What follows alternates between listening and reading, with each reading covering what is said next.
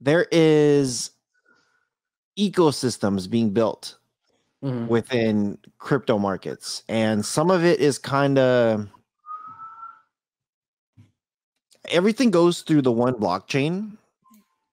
However, to purchase specific NFTs, you could only go through Ethereum or Solana or Cardano. I think I'm missing one more. Is Tezos? No, Tezos doesn't do it, does it? What? NFTs. I'm not sure. There's so many different companies out there that do NFTs, but I've never really. There's only like 3 big platforms though: Ethereum, Cardano, and Solana.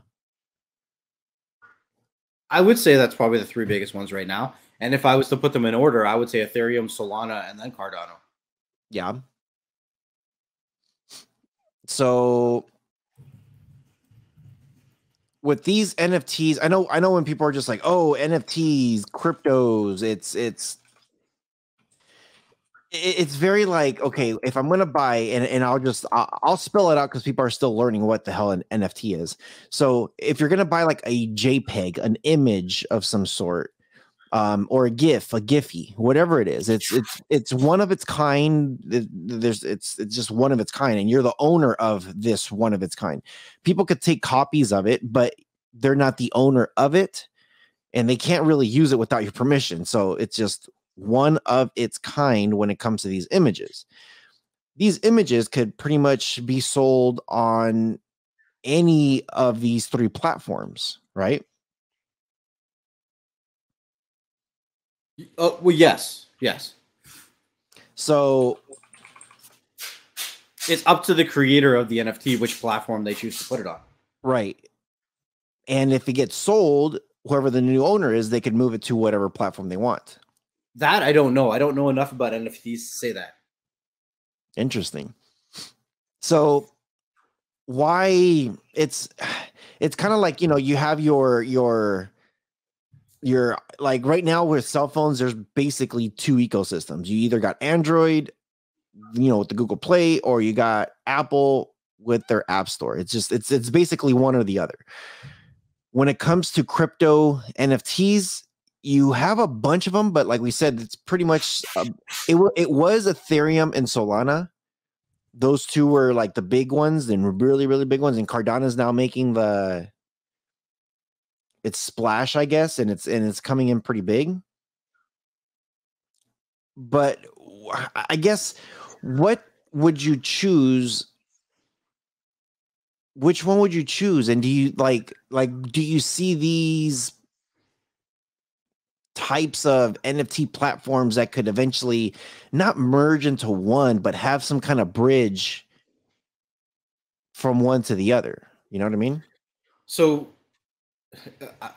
this is not financial advice, but I think one of the biggest investments going into 2022 when it comes to some of the top cryptocurrencies is Cosmos. Cosmos is bridging blockchains together. Like, they want blockchains to communicate with each other.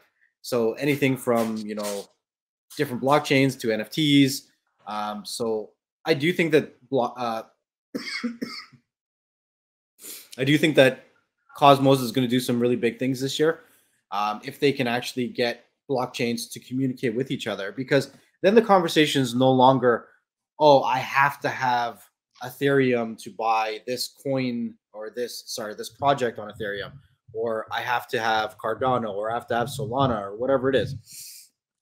1 second.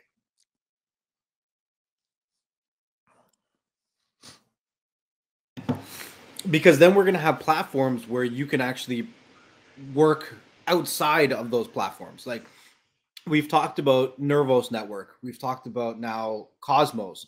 And I think there's going to be more and more blockchains that are going to try to merge or kind of go outside the box and really communicate and move things around a lot easier, right? I was watching a video, and there was a guy explaining it, saying that we're still in the very early stages of cryptocurrency, right?